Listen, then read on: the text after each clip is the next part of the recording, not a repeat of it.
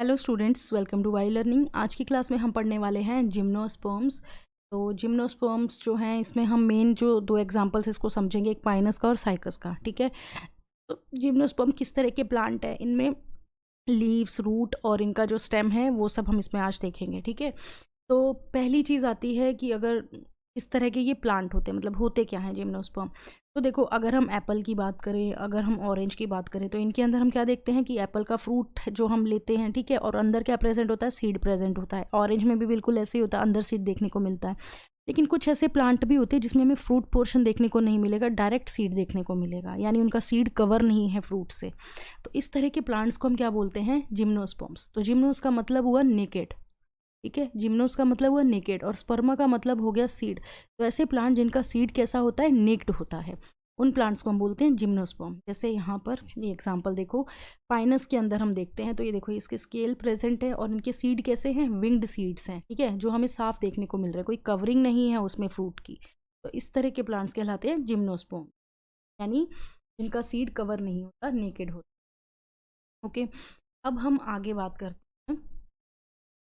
Gymnosperm के अंदर जो ट्रीज़ होते हैं वो हर तरह के आते हैं। कुछ इसमें मीडियम साइज ट्रीज़ भी होते हैं, कुछ टॉल ट्रीज़ भी होते हैं और कुछ उसमें श्रब्स भी होते हैं। अगर हम टॉलेस्ट ट्रीज़ पे बात करें तो एक रेडवुड ट्री होता है जिसको हम बोलते हैं सीक्वा। ये ये ट्री जो है, ये टॉलेस्ट ट्री की स्पीशीज में से एक ट्री है, रेडवुड ट्री और सीक्वा ट्री। ठीक है। अब जो नेक्स्ट इसका जो फीचर है वो हम इसमें यहाँ पर देखेंगे रूट्स के बारे में। तो देखो, जिम्नोस्पर्म्स के अंदर जो है, जैसे यहाँ पर हम ये देख रहे हैं कि ये एक सीडलिंग है। किसकी सीडलिंग है, ये पाइनस की है। ये सीडलिंग पाइनस की है। ठीक है, ये ग्रो हो रही है। तो यहाँ पर ये हम देख रहे हैं इस तरह से वाइट वाइट रूट्स में लगा हुआ है, यानी जब रूट के अंदर ये जो वाइट पोर्शन है, यानी जिसको क्या बोलेंगे, फंगस। जब रूट के अंदर फंगस आ जाए, यानी रूट फंगस, तो इस एसोसिएशन को हम क्या बोलते हैं, माइकोराइजा। माइकोराइजा एसोसिएशन को बोलते हैं माइकोराइजा। ठीक है। तो यहाँ पर पाइनस के अंदर जो है, यहाँ पर हमें माइकोराइजा देखने को मिलते हैं, यानी जिसमें रूट में फंगस होती है। ठीक है। अब यहाँ पर दूसरा एग्जाम्पल हम बात करेंगे साइकस का। तो साइकस जो है, ये जो है, ये साइकस में इस तरह से हम थिक रूट देखने को मिल रहे हैं। इस तरह के रूट्स को हम क्या बोलते हैं, कोरेलॉइड रूट्स। कोरेलॉइड रूट्स वो रूट्स होते हैं जहाँ पर रूट्स में नाइट्रोजन फिक्सिंग साइनोबैक्टीरिया प्रेजेंट होते हैं, यानी जब रूट्स में ये बैक्टीरिया होगा तो इस तरह के रूट कहलाएंगे कोरेलॉइड रूट्स। साइनोबैक्टीरिया कौन सा हुआ, नाइट्रोजन फिक्सिंग, जैसे नॉस्टॉक और एनेबेना जो हैं, ये जो दो बैक्टीरिया हैं, ये कौन से नाइट्रोजन फिक्सिंग साइनोबैक्टीरिया जो हैं ये। तो ये जब प्रेजेंट होंगे तो इनको हम रूट्स को बोलेंगे कोरेलॉइड रूट्स। तो ये किस में देखने को मिलते हैं, साइकस में, और पाइनस में हमें माइकोराइजा। ओके, तो रूट्स का हो गया। अब नेक्स्ट हम चलते हैं स्टेम के ऊपर।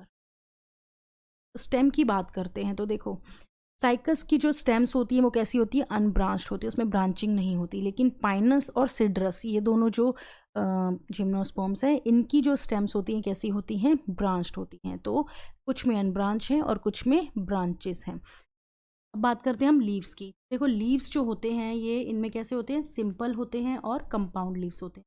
सिंपल लीफ में हम देखते हैं कि जो लीफ का लेमिला होता है, पर मिड रिब तक जो है वो पूरा कट नहीं लगा हुआ है। ठीक है, या फिर जो अगर कट लगेगा वो थोड़ा थोड़ा कट लगेगा। ठीक है, तो इस तरह का लीफ हो गया सिंपल लीफ। लेकिन क्या हो गया, अगर लीफ का जो लेमिला था यहाँ पर, मिड रिब जो थी, ये पूरा यहाँ पे कट लग गया, तो ये बहुत सारे लीफलेट्स हमें देखने को मिल रहे हैं, क्योंकि कंपाउंड लीफ। तो इसमें लीव्स जो हैं वो सिंपल भी हो सकते हैं, कंपाउंड भी हो सकते हैं। अब यहाँ पर एग्जाम्पल देखते हैं। साइकस के अंदर जो है वो कैसे लीफ होते हैं, पिनेटली कंपाउंड लीफ।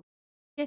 और कॉनिफर्स के अंदर जो है वो नीडल लाइक होते हैं, थिक क्यूटिकल होता है और संकन स्टोमेटा होता है। नीडल लाइक क्यों होते हैं, ताकि ये अपने आप को हार्श कंडीशंस में जो है वो इजीली सर्वाइव हो सके। यानी कॉनिफर्स अपने अंदर बहुत ज़्यादा अडेप्टेशन करते हैं, जिससे वो क्या हो, टेम्परेचर, ह्यूमिडिटी, विंड कंडीशंस में इजीली अडेप्ट कर सके। ठीक है, तो ये अपने अंदर ऐसे चेंजेस करते हैं।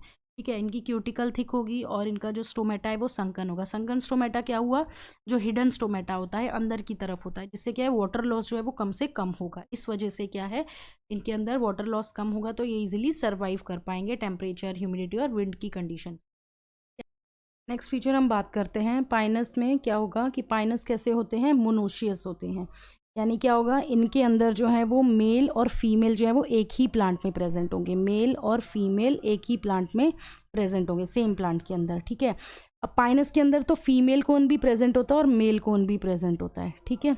पाइनस कैसे हो गए, मोनोशियस। लेकिन जो नेक्स्ट फीचर है वो किसका है, साइकस का, वो है डायोशियस। यानी जो साइकस होते हैं उनके अंदर मेल और फीमेल दोनों अलग अलग प्लांट्स में प्रेजेंट होते हैं।